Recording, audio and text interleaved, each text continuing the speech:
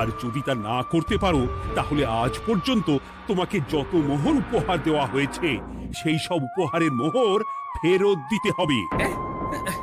সব মোহর যে প্রায় খরচ হয়ে গেছে মহারাজ, আবার আমি কোথা থেকে পাবো? আসতে পারি মহারাজ? এ কি গোপাল, তুমি? আর কোনো চিন্তা নেই মহারাজ, নবাবকে হিসেব বোঝানোর উপায় পেয়ে গেছি। কি বলছো? কি কি কি উপায়? এই দুদিনে আপনি শুধু সকল প্রজাদের কাছ থেকে পুরনো রসিদ সংগ্রহ করুন, তাহলেই কেল্লা ফতে। তাই নাকি? আর নয়তো কি? তবে এ ব্যাপারে মন্ত্রী মশাইকে কিন্তু কিচ্ছু জানতে দেওয়া যাবে না, শুধু আমি যা বলছি তাই করুন মহারাজ। সে তো বুঝলাম, কিন্তু প্রজাদের থেকে পুরনো রসিদ সংগ্রহের কথা ঘোষণা করলেই মন্ত্রী এমনি জানতে পেরে যাবে। চিন্তা করবেন না মহারাজ, আমার কাছে এটারও উপায় আছে।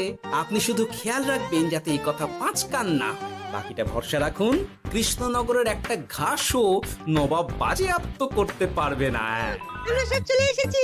ভালো সময় এসেছিস, তোদের দাদুর ভবিষ্যৎ এখন তোদেরই হাতে। আপন করে বলছো কেন দাদু? আমরা থাকতে তোমার কিচ্ছু হবে না, শুধু বলো না কি করতে হবে। জানি তো, তোদের যেটা করতে হবে সেটা হলো সবার বাড়ি বাড়ি গিয়ে পুরনো রসিদ সংগ্রহ করতে হবে। এই ব্যাপার এটার এমন কি? কিন্তু কেউ যদি জিজ্ঞাসা করে কেন চাইছি, তখন বলবি যে ওই গোপাল দাদু ওই ঠোঙা বানাবে বলে পুরনো কাগজ চাইছে। আচ্ছা, আমরা এক্ষুনি নিয়ে আসছি। অবিজ্ঞানী, বাড়ি আছো? আরে গোপাল যে, এসো এসো ভেতরে এসো। বলো, তোমাকে কিভাবে সাহায্য করতে পারি? তোমার কাছে কালি মোছা যায় এমন কোনো কিছু আছে? কালি মোছার জিনিস? হ্যাঁ, একটা তরল রাসায়নিক পদার্থ আছে যেটা সব ধরনের কালি তুলে ফেলে। দাঁড়াও দিচ্ছি।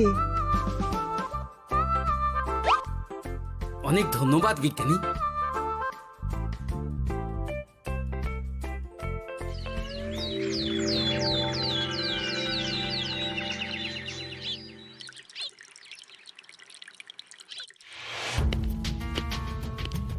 আসুন আসুন, আপনার জন্যই তো অপেক্ষা করছিলাম। তাই নাকি? এতটা পথ উনি এসেছেন, আগে ওনার জন্য শরবত ও মিষ্টির ব্যবস্থা করি। এই যে মহারাজ, আমি জল মিষ্টির ব্যবস্থা করে এনেছি, এটাও সাথে নিন। এটা কি?